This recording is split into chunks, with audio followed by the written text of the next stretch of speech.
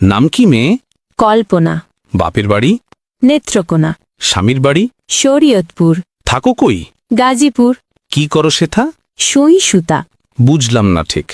Garments শ্রমিক। Office কটায়? সকাল 8টা। হলে দেরি? বলি সরি। ফেরার পালা? রাতের বেলা। বলো কি এটা? কখনো 12টা। এত দেরি? ওভারটাইম করি। ঘুমাও কখন? 2টা যখন। রান্নার সময়? যদি কবু হয়। কখন জুটে? ভোরে উঠে। এত খাটুনি? তবুও বকুনি। বকুনি কার? সুপারভাইজার।